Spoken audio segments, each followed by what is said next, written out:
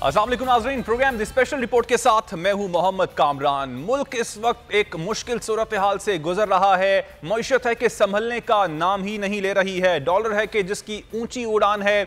IMF जो है वो फ्यूल सब्सिडी खत्म करने से पहले टेबल पर बैठने को तैयार नहीं है। महंगाई कंट्रोल से बाहर है और लोड शेडिंग की बात की जाए तो वो भी काबू से बाहर है। इस सारी सूरत हाल में मुल्क के वजीर आजम भी मुल्क से बाहर हैं और अवाम हैं वो भी घरों से बाहर हैं, सड़कों पर मौजूद हैं। साबिक वजीर आजम इमरान खान के साथ आज पाकिस्तान तहरीक इंसाफ पिंडाल सजा रही है मर्दान में और एक ही मुतालबा है साबिक वजीर आजम इमरान खान का कि जल्द अज जल्द इंतखाबात करवाए जाएं और 20 मई को के बाद कॉल है इस वक्त इस्लामाबाद जाने की अगर इंतखाबात नहीं होते हैं।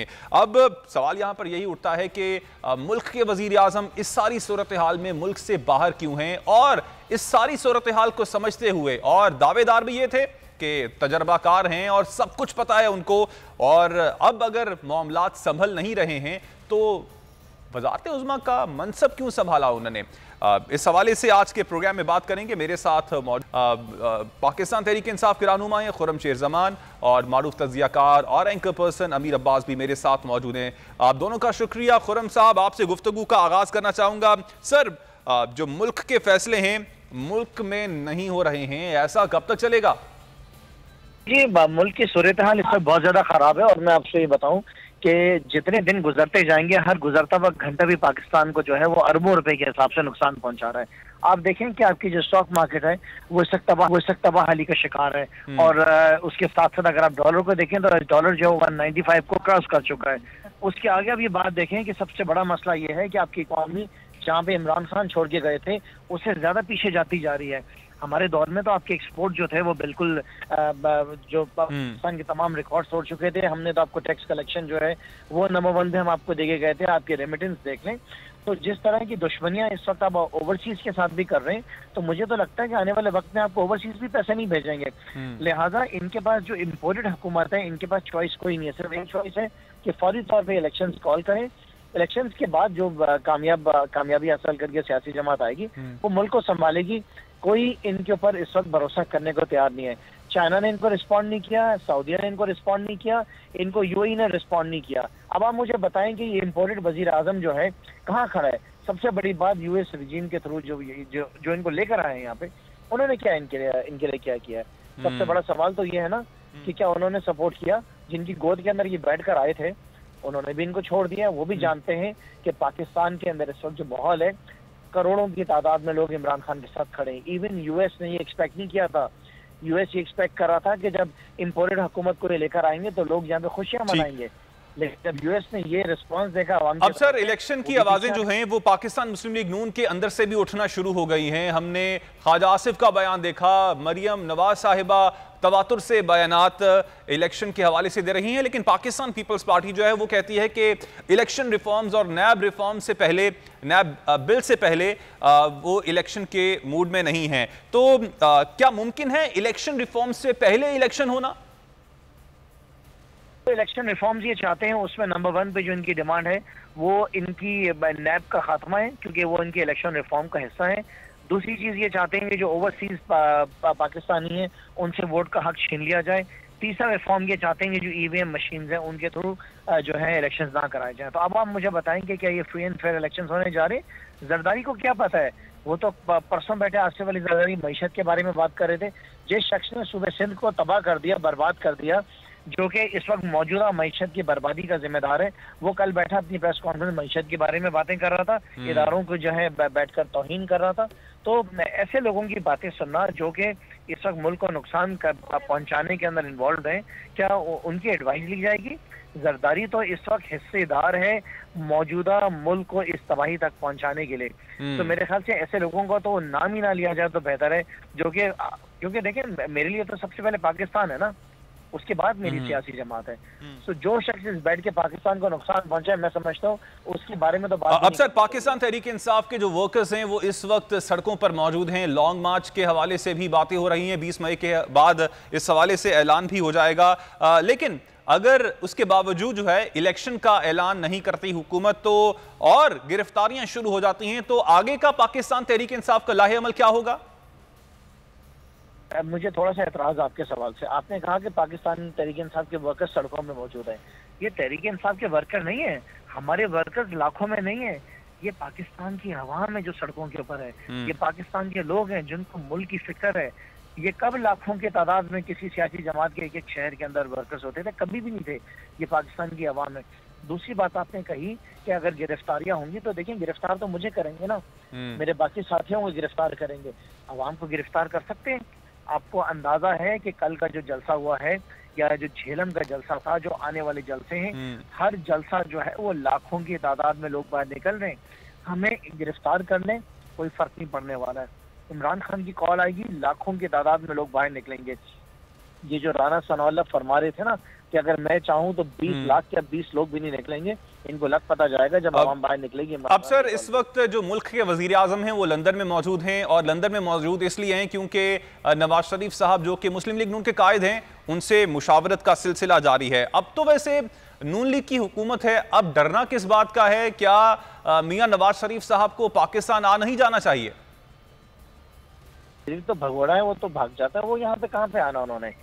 अगर उनके अंदर इतनी हिम्मत है और इतनी जरूरत है तो आए, अदालतों का फैसला करें। देखें, इनको तो यकीन नहीं ना अदालतों के ऊपर। ये तो वो हैं जिन्होंने अदालतों के ऊपर हमला किया था। ये तो वो हैं जो खरीदारी पे यकीन रखते हैं। ये तो जमीर फरोशों के जो हैं खरीदार हैं। सो नवाज शरीफ, पहली बात तो मैं समझता हूँ कि इतनी हिम्मत नहीं कि वापस आए। अगर वो आएंगे तो मुझे अपनी अदालतों के ऊपर पूरा यकीन है कि अदालतें इनको सजाएं देंगी। ये तो कॉन्विक्ट है ना, ये तो इन्होंने तो डर खौफ की बुनियाद के ऊपर बाहर भाग गए थे। आपको याद नहीं है कि कुछ दिनों पहले इनके जो प्लेटलेट्स थे वो 2000 से भी नीचे आ गए थे, तो जो दूसरे इसाक डार हैं वो 4 कदम भी नहीं चल पा रहे थे।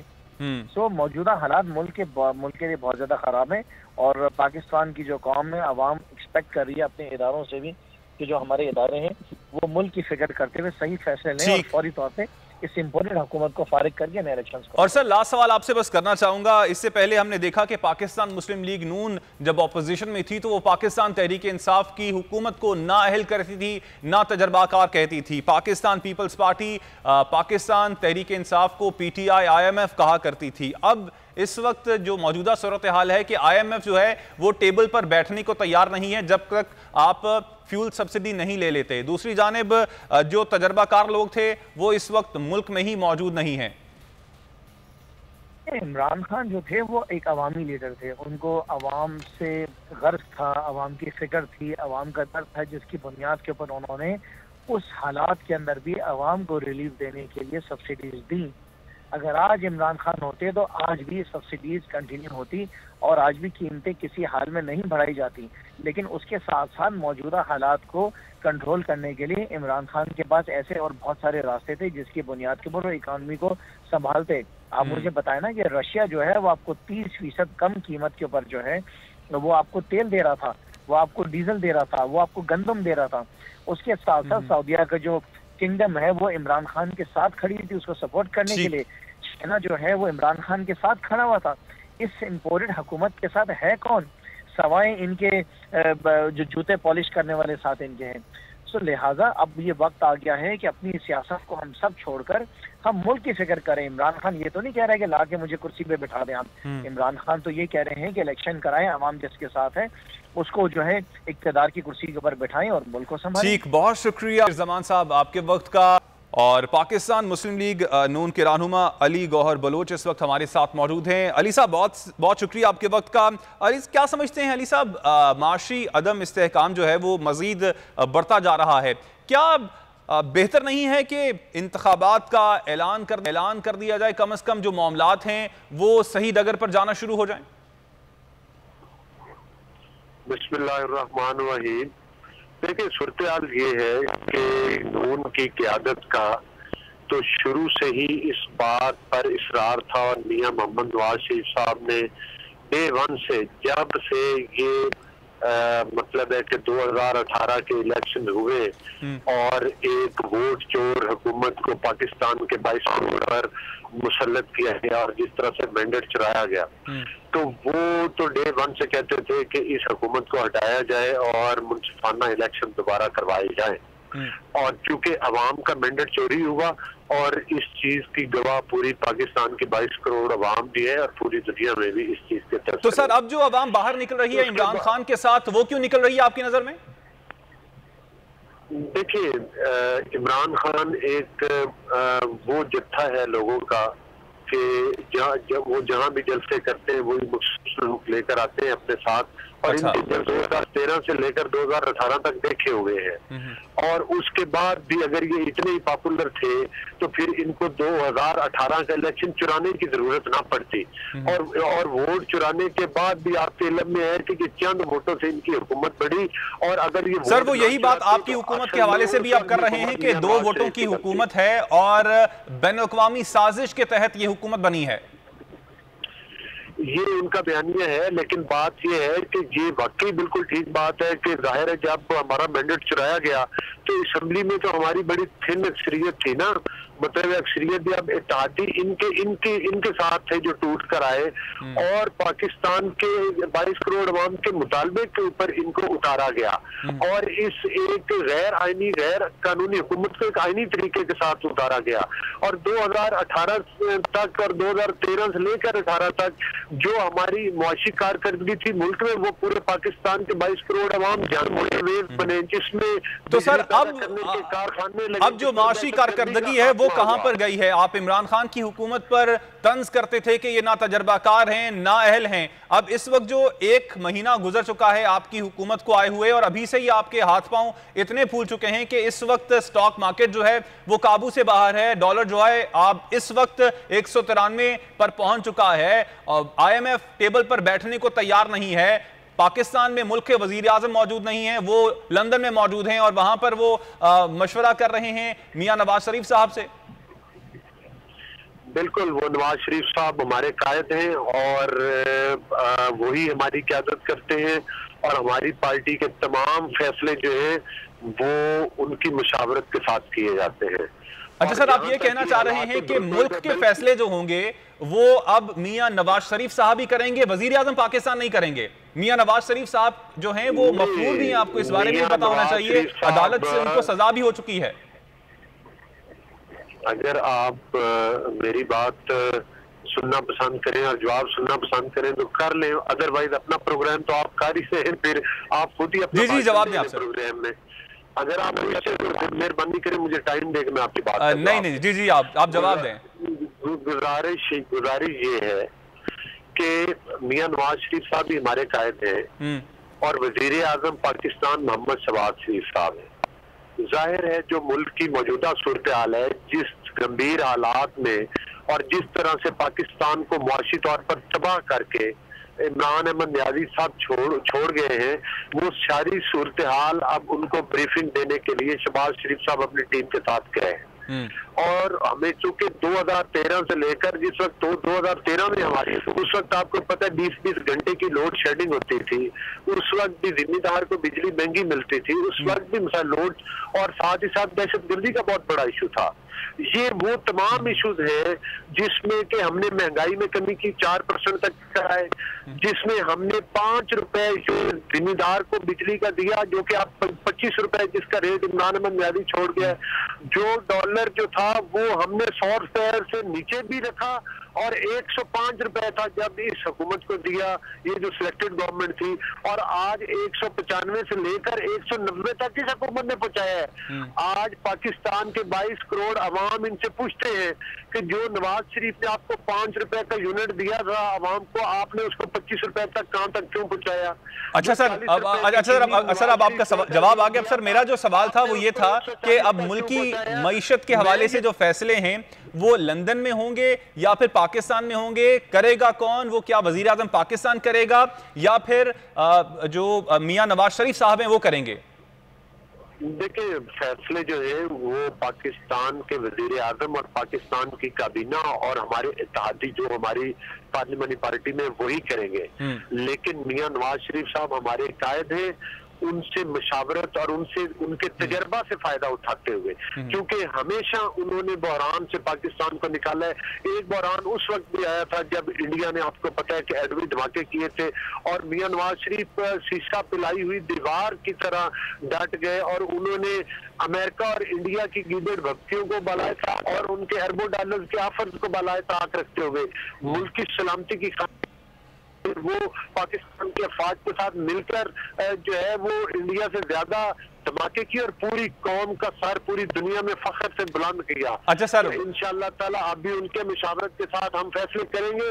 और लेकिन जाहिर है वजीर आजम, मतलब कि वजीर आजम को अब जो मशवरों की जरूरत है वो मुस्लिम लीग नून के कायद की है, मशवरे हैं वो हम इत्तेहादियों के सामने रखेंगे और उसके बाद फैसले किए जाएंगे। अच्छा सर, अब आपसे सवाल यह है कि पाकिस्तान मुस्लिम लीग नून के अंदर से जो इलेक्शन की आवाजें उठ रही हैं, चाहे वो मरियम नवाज साहिबा की सूरत में हो, चाहे वो ख्वाजा आसिफ साहब की सूरत में हो, या फिर इसाक डार हो, वो इलेक्शन की बात कर रहे हो, तो ये हम इसको यही समझें कि आपके हाथ पांव फूल चुके हैं एक महीने के अंदर ही, अब आपको समझ नहीं आ रही है, आप इस वक्त यही सोच रहे हैं कि अगर हम मजीद हुकूमत करते हैं तो जो पिछले 3.5 साल हैं वो भी आपके खाते में आ जाएंगे, और अगर आप इलेक्शन में जाते हैं और उसके बाद जाते हैं और इमरान खान की मकबूलियत में मजीद इजाफा हो जाता है, तब आप इलेक्शन भी हार जाएंगे?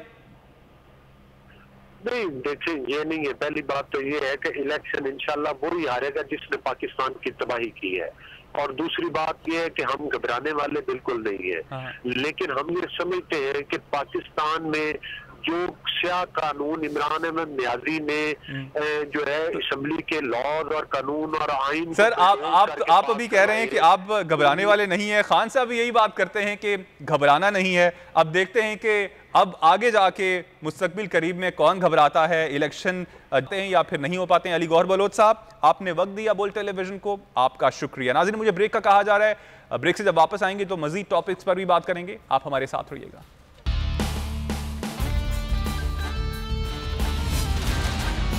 प्रोग्राम में एक बार फिर खुश आमदेद। मुल्क की मईशत के हवाले से रिपोर्टें कुछ ज़्यादा अच्छी नहीं हैं और सख्त और टाइम पर फैसले ना लेने की वजह से जो मार्केट्स हैं उनका एतमाद जो है वो इस वक्त बहाल अब तक नहीं हो पाया है। डॉलर है वो ऊंची हवाओं में है, 193 से ज़ायद इस वक्त रेट पर फरोख्त हो रहा है। अगर स्टॉक मार्केट की बात की जाए तो मिला जुला रुझान इस वक्त स्टॉक मार्केट में है, महंगाई है वो काबू से बाहर है, रोज़मर्रा की अशिया भी हैं वो भी आम आदमी के लिए लेना इस वक्त नामुमकिन होता जा रहा है। IMF की बात की जाए तो IMF का कहना है कि ये जब तक फ्यूल सब्सिडी आप ख़त्म नहीं करेंगे तब तक हम टेबल पर बैठने के लिए तैयार नहीं है। इस हवाले से मिफ्ता इस्माइल उनसे वादा भी कर चुके हैं ऐसा होगा और फिर उसके बाद उनके मुज़ाकरात शुरू होंगे। सारी सूरत हाल पर बात करने के लिए इस वक्त मौजूद हैं माहिर मईशत हैं शान सईद। बहुत शुक्रिया शान साहब आपके वक्त का।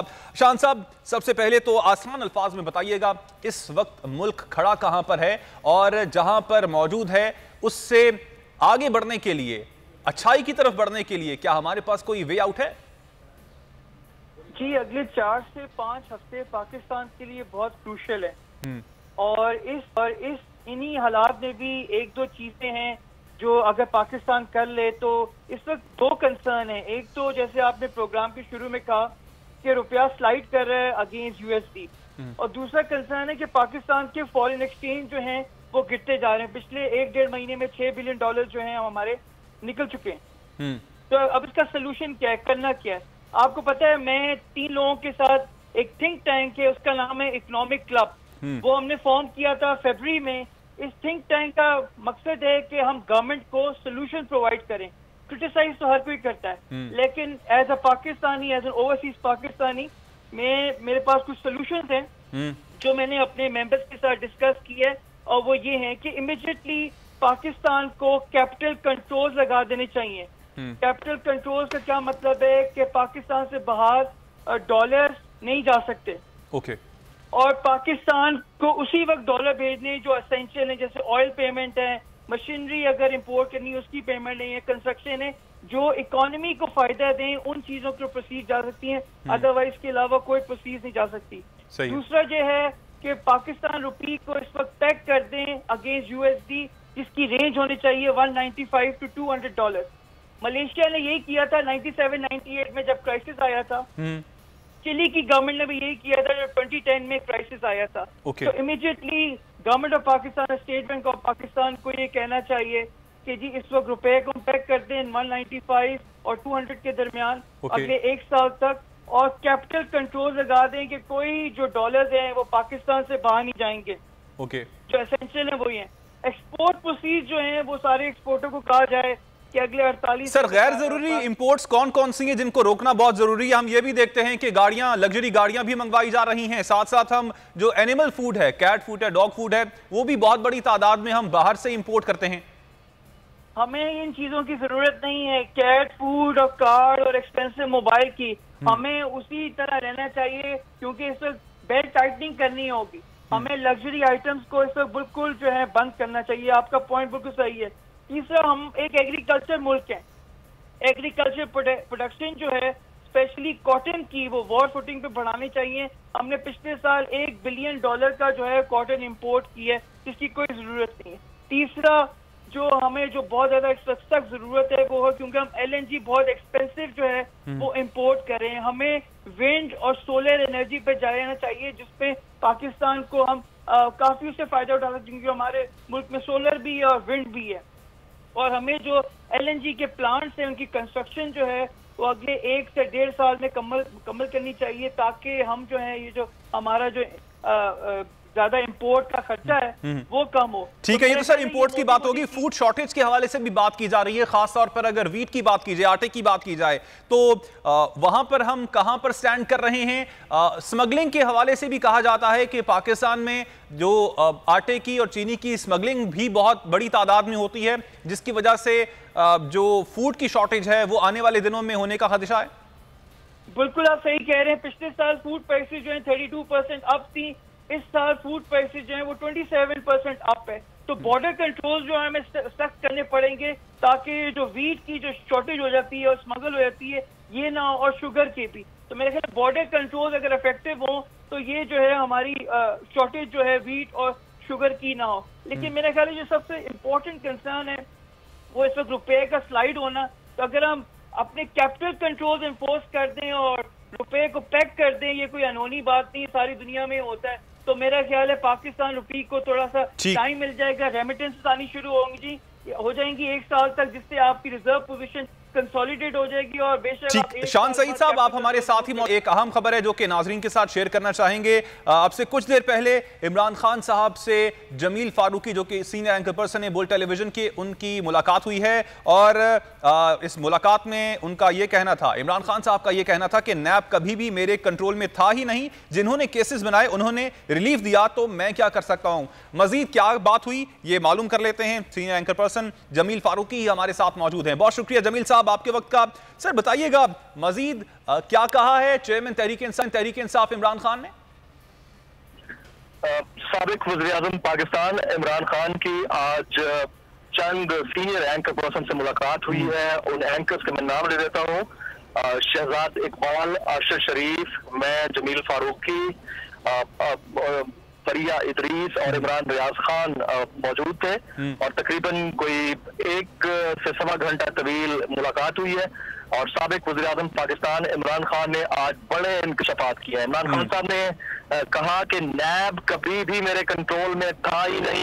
इमरान खान उन्होंने कहा कि नैब कभी भी मेरे कंट्रोल में नहीं था, जिन्होंने केसेस बनाए उन्होंने रिलीफ दे दिया, तो उसमें मेरा या मेरी हुकूमत का क्या कसूर था। ये बड़े इंपॉर्टेंट जुमले हैं। इससे पहले इमरान खान साहब ये जुमले नहीं कहे। उन्होंने ये भी कहा कि मेरी भी एक मिसकैलकुलेशन थी और उनकी भी एक मिसकैलकुलेशन रही। उन्होंने कहा मेरी मिसकैलकुलेशन ये थी कि शायद उनके लिए या स्टेक होल्डर्स के लिए करप्शन एक बड़ा मसला है। उन्होंने कहा कि उन्होंने तो करप्शन को कोई बंद है, तो उनका जो इशारा जिनकी तरफ था वो आप और हम सब बड़े आराम से समझ सकते हैं। उन्होंने कहा कि मैं मिसकैलकुलेट कर बैठा कि करप्शन पाकिस्तान जैसे मुल्क के स्टेक होल्डर्स के लिए कोई बड़ा मसला है ही नहीं और उन्होंने भी ये मिसकैलकुलेट कर लिया कि जब इमरान खान हुकूमत से बाहर जाएगा तो उसके साथ एक वोट होगी। तो ये बहुत इंपॉर्टेंट जुमले थे जो इमरान खान साहब ने कहे। तो मेरे एक सवाल के ऊपर मैंने उनसे पूछा कि आप बार बार दोहराते हैं कि न्यूट्रल तो जानवर है, और आप ये भी कहते हैं कि मीर जाफर मीर सादिक ने आपकी हुकूमत गिराने में अहम किरदार अदा किया। तो आपने गुज़िश्ता अहमदाबाद वाले जलसे में ये बात क्लियर की कि मीर जाफर और मीर सादिक जो है वो पॉलिटिकल पार्टीज की दो शख्सियात हैं, यानी नवाज शरीफ और शहबाज शरीफ। तो उन्होंने कहा कि हाँ, मैंने ये कहा है कि नवाज शरीफ और शहबाज शरीफ, लेकिन लाजमी नहीं कि मीर जाफर और मीर सादिक सिर्फ दो ही हो, इनकी तादाद ज्यादा हो सकती है। जुमला दोहराया जो आज से 3 दिन पहले मेरे ही एक वीलॉग का जुमला था कि डरे उस वक्त से जब इमरान खान मीर जाफर और असली मीर सादिक का नाम ले देंगे। उन्होंने कहा कि मैं ये कहना चाहता हूँ कि डरने वाले डरे उस वक्त से जब मैं असली मीर जाफर और असली मीर सादिक का नाम ले दूंगा। तो ये बहुत बड़ी डेवलपमेंट है जिसके ऊपर आज इमरान खान साहब ने खुलकर दिल के फपोले अपने खोले हैं। और एक और मेरा सवाल था कि खान साहब ने कहा कि मेरी हुकूमत को कमजोर किया गया। ये सवाल पूछा गया था शहजाद इकबाल की जानिब से, और उसके ऊपर मैं कहा कि आपकी हुकूमत को कमजोर कैसे किया गया। क्या आप अभी में है कि आपकी हुकूमत तो पहले दिन से कमजोर थी, क्योंकि आप एक हंग पार्लियामान के अंदर मौजूद थे, आपके पास मखलूत हुकूमत थी, तो आप तो पहले दिन से कमजोर थे। तो क्या आप इस गलती को मानते हैं कि आप उस तरह के सेटअप में आए तो आपकी गलती थी, और आप आइंदा भी कभी भी इस तरह के सेटअप में नहीं आएंगे, जिस पर शकील ने इस सवाल पर मुझे अप्रिशिएट किया। और खान साहब ने यहाँ पर यह कहा कि जमील, मैं क्लियरली कहता हूँ कि ये हमारी बहुत बड़ी मिस्टेक थी, ब्लंडर था, हमारे हाथ पांव बंधे हुए थे और हमें स्विमिंग पूल में डाल दिया गया कि आप तैर के दिखाएं, लेकिन फिर भी हमने हिम्मत नहीं हारी, हम काम करते रहे। लेकिन अगर कोई बैकडोर से किसी तरीके से किसी को रिलीफ दे देता है तो उसका मैं कुछ नहीं कर सकता।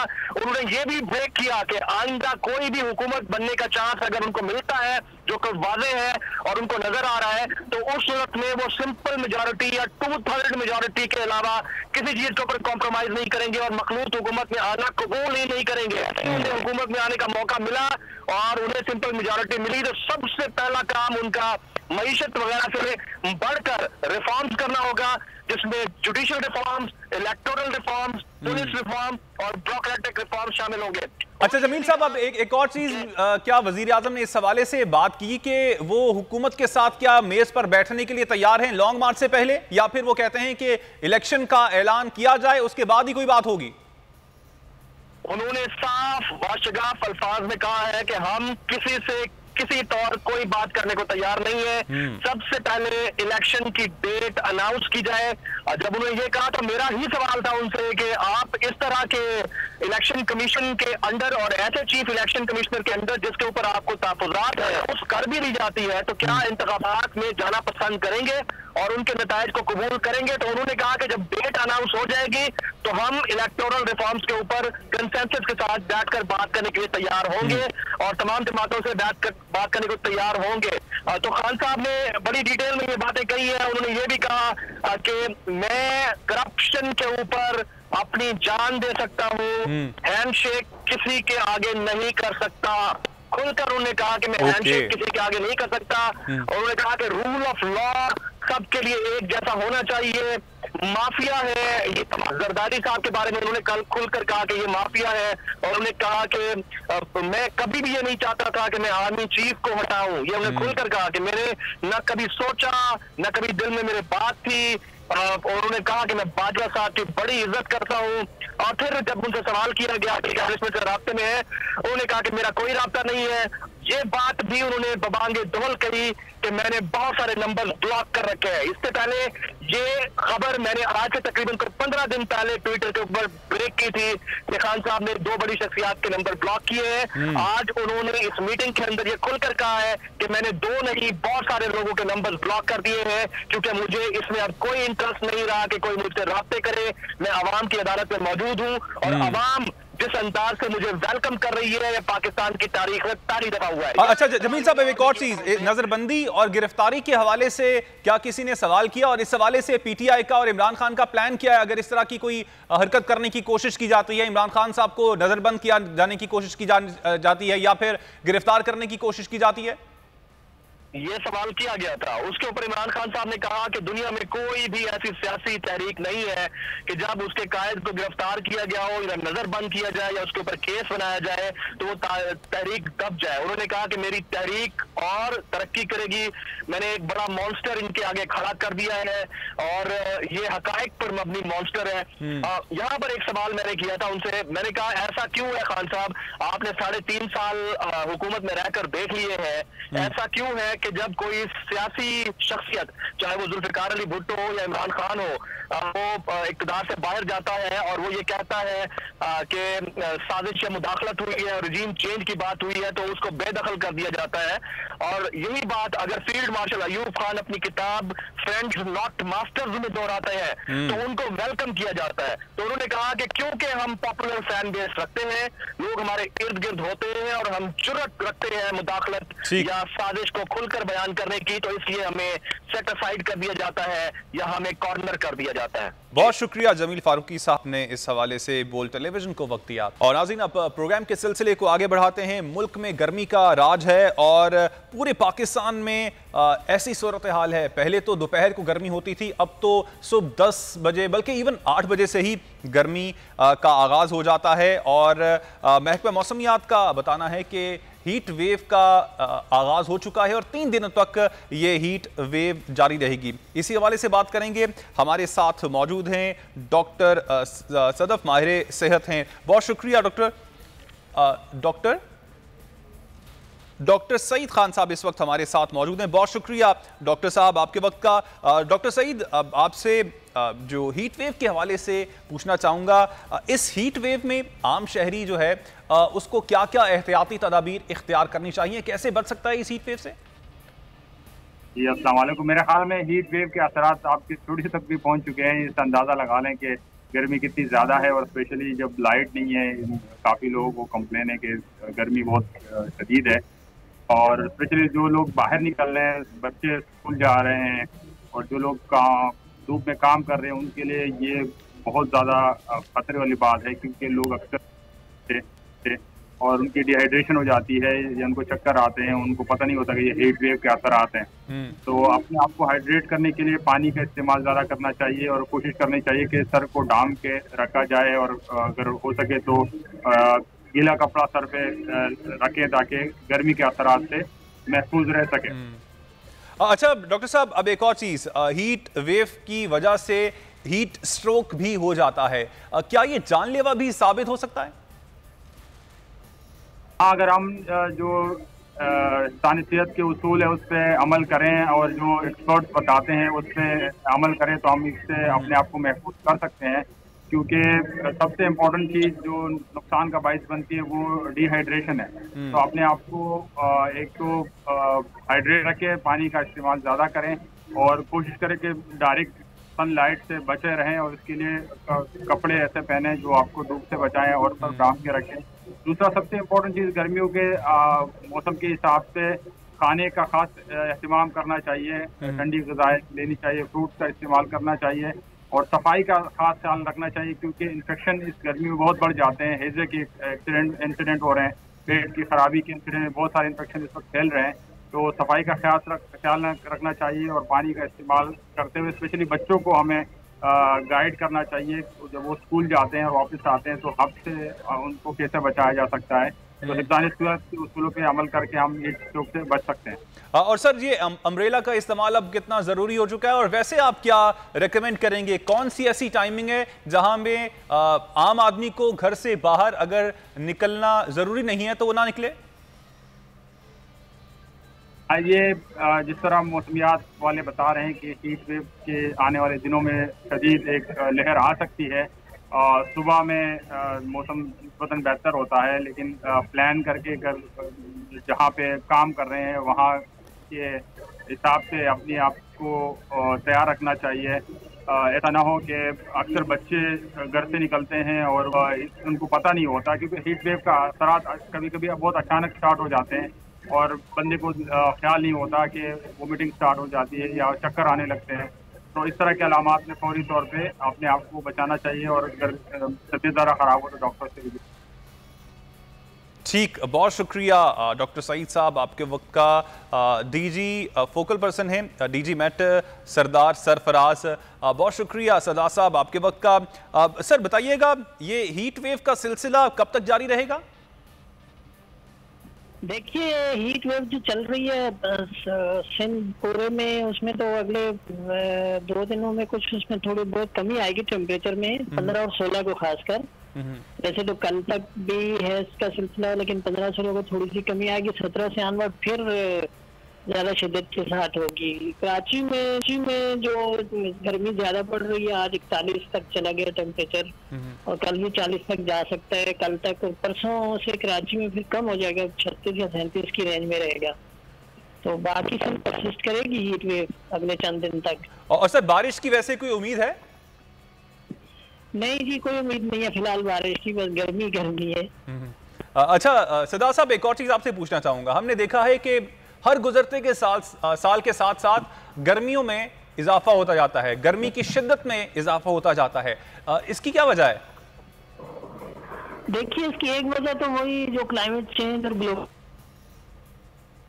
दुनिया के टेम्परेचर ही बढ़ रहे हैं। और इस दफा जो पाकिस्तान के मार्च भी बहुत गर्म गुजरा है, अप्रैल भी, इस दफा तो गर्मियां कुछ अर्ली आ गई थी।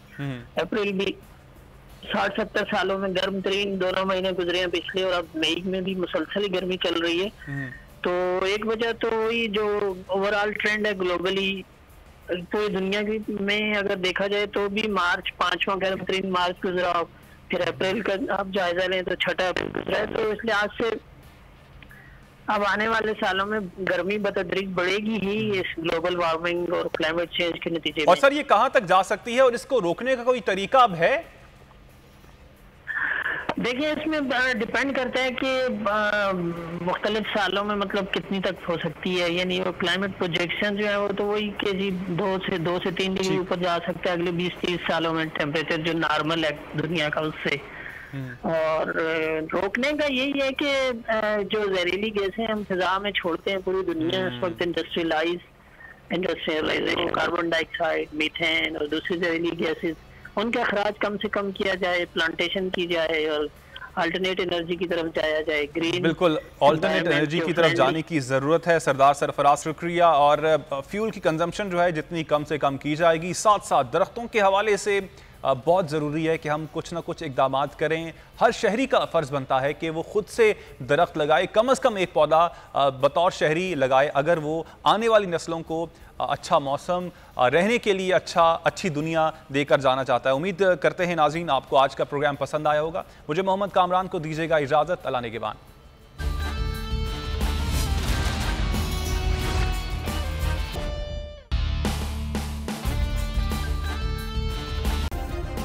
सब्सक्राइब करें और बेल दबाएं ताकि कोई खबर रह न जाए।